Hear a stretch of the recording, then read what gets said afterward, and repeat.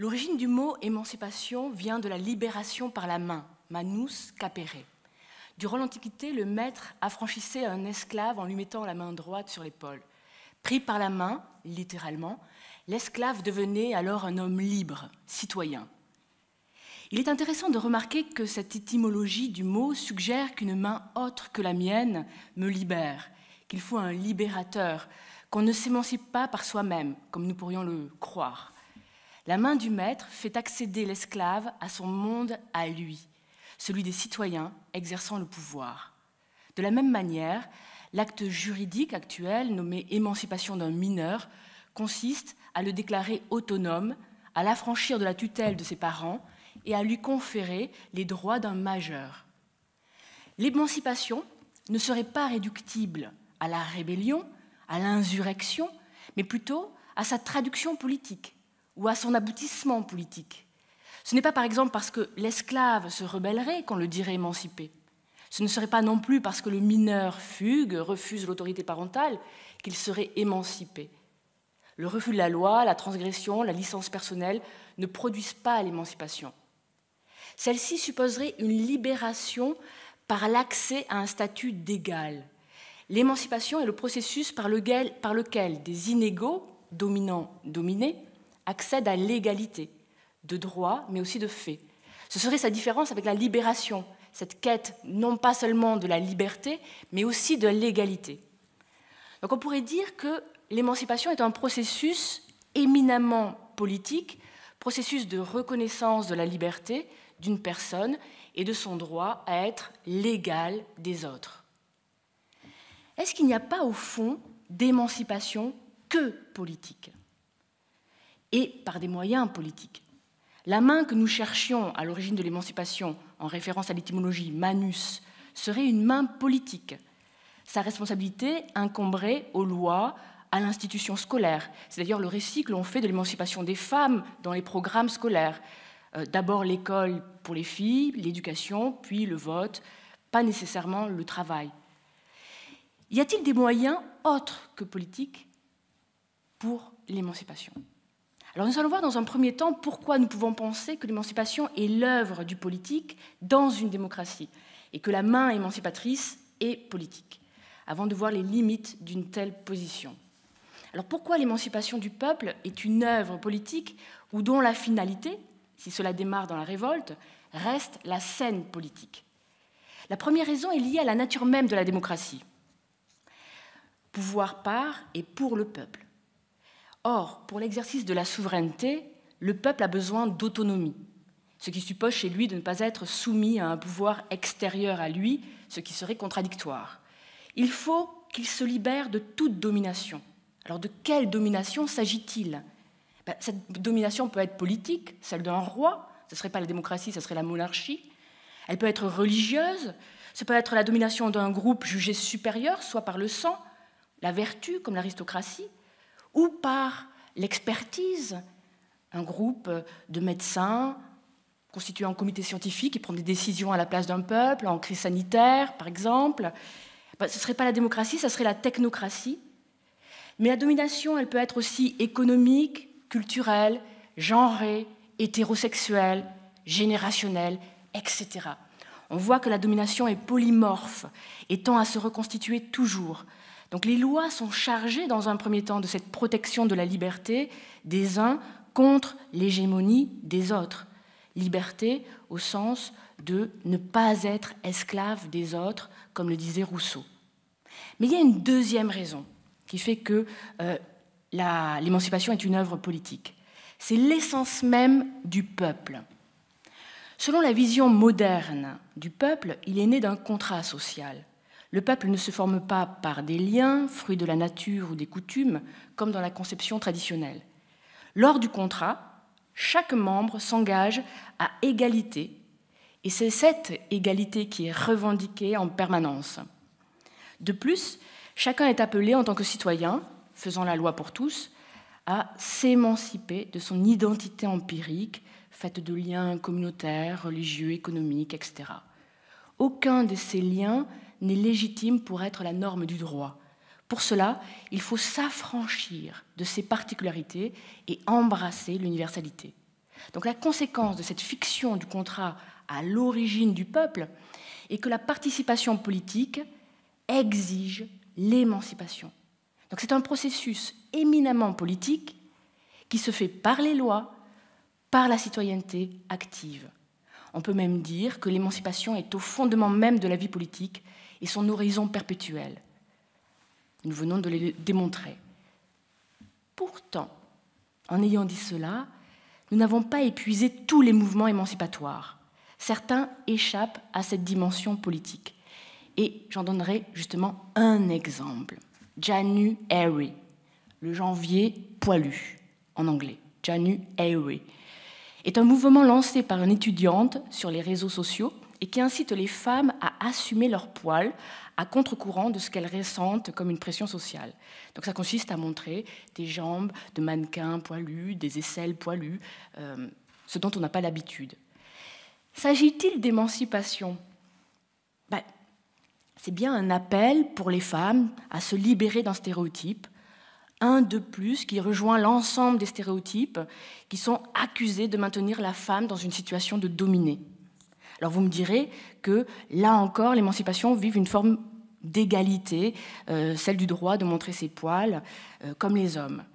Mais ce n'est pas tout. Ici, l'émancipation passe par la remise en cause des préjugés et des jugements de goût de ce qui est beau, une peau glabre, et de ce qui est laid, une peau poilue, pour les femmes. Donc, par conséquent, et ce sera le deuxième point, l'émancipation est une libération qui ne se réduit pas à sa dimension politique. Alors, quelle main, dès lors, permet l'émancipation ? Par quels moyens peut-on s'émanciper ? Alors, dans Qu'est-ce que les Lumières de Kant, texte écrit en 1784, une autre voie se dessine. Kant écrit ceci. Les Lumières, c'est la sortie de l'homme hors de l'état de tutelle dont il est lui-même responsable. L'état de tutelle est l'incapacité de se servir de son entendement sans la conduite d'un autre. On est soi-même responsable de cet état de tutelle quand la cause tient non pas à une insuffisance de l'entendement, mais à une insuffisance de la résolution et du courage de s'en servir sans la conduite d'un autre. Sapere aude et le courage de te servir de ton propre entendement. Voilà la devise des Lumières. Ce que propose Kant ici est intéressant, car l'émancipation ne passe pas par la loi, ni par des programmes scolaires, mais par la possibilité de penser par soi-même, y compris de discuter la loi, même s'il faudra ensuite, dans l'action, obéir. Si on examine le texte de Kant, on voit se dessiner des éléments d'une théorie de l'émancipation. D'abord, la nature de l'émancipation. Il s'agit de se libérer de la conduite d'un autre, nommé tuteur ou tutelle. Alors, la conduite de quoi ? Eh bien, il s'agit de la conduite de son entendement, sa faculté de comprendre, d'analyser, de raisonner. La cause de l'impossibilité de raisonner par soi-même n'est pas extérieure à soi. Elle n'est pas le fait d'un joug, d'un pouvoir pernicieux qui contrôlerait nos pensées. Elle est le fait de sa propre paresse et lâcheté. Il parle d'une insuffisance de résolution, renvoyant par là à un manque de fermeté dans la volonté et un manque de courage qui empêche d'affronter par soi-même les dangers de l'inconnu. Pas de joug, certes, mais il faut préciser qu'il y a la complaisance des tuteurs qui vont renforçant les peurs et au nom de la sécurité conduisent encore longtemps le mineur et l'empêchent d'accéder à la majorité. Kant écrit « Il est si facile à d'autres de se poser comme tuteur. Il est si commode d'être sous tutelle. » Complaisance des tuteurs, complaisance des mineurs. Les tuteurs sont les livres, les médecins, les directeurs de conscience. Kant écrit « Il ne m'est pas nécessaire de penser dès lors que je peux payer. » Par exemple, on pourrait imaginer un exemple justement de tutelle, c'est de demander à son psychologue de nous dire ce qui est bon pour nous à notre place. Ou, autre exemple, de suivre à la lettre les fameux accords Toltec ou les propos d'un mentor. Bref, la tutelle n'est pas qu'un état d'aliénation politique, elle est un état existentiel, pensé par le biais de l'autre, le journaliste, le professeur, le livre de développement personnel, le groupe, le manager, des préjugés. L'aliénation est partout. Et l'émancipation, un effort à mener dans tous les domaines. Chacun a à réaliser sa propre émancipation. La loi, sans doute, a un rôle. L'éducation doit favoriser cet usage de l'entendement. Mais ensuite, il est de la responsabilité de chacun de faire cet effort.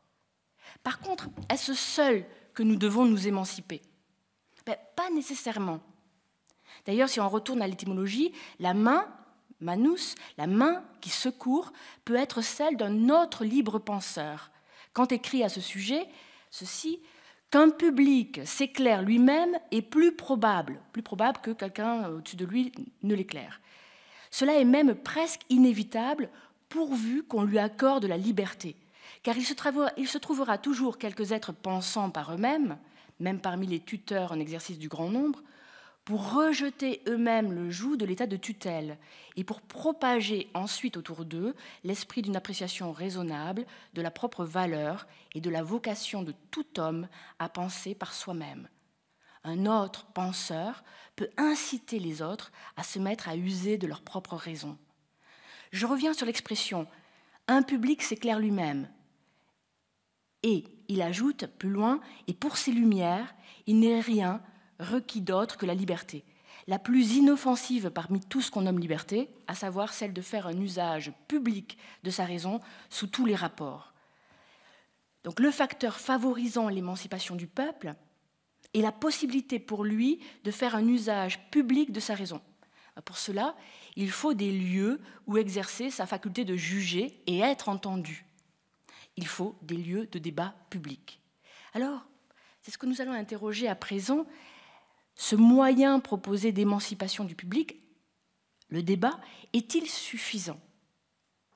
Est-il d'ailleurs un moyen d'émancipation? Et ça sera le troisième temps de cette analyse. Et je voudrais commencer justement par les raisons qui nous font douter que le débat soit réellement une forme d'émancipation. La première tient à la forme du discours que requiert le débat.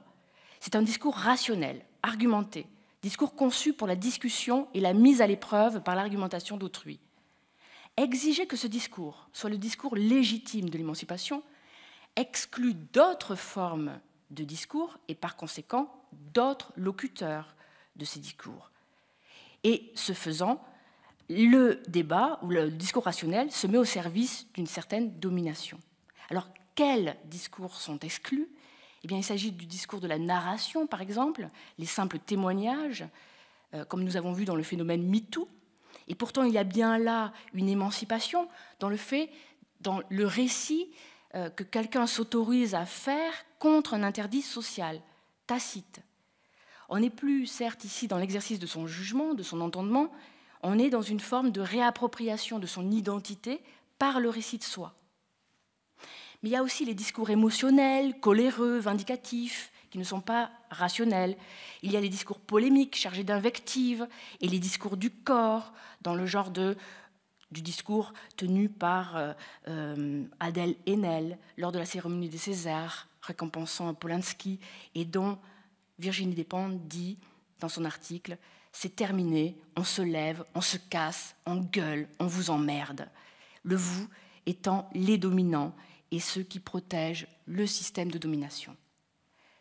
Mais il y a un second doute à l'égard du débat qui vient de ce que le débat présuppose que l'on puisse accorder à la partie adverse d'avoir raison. Et c'est à l'issue de l'échange qu'est vérifié s'il n'a pas tort.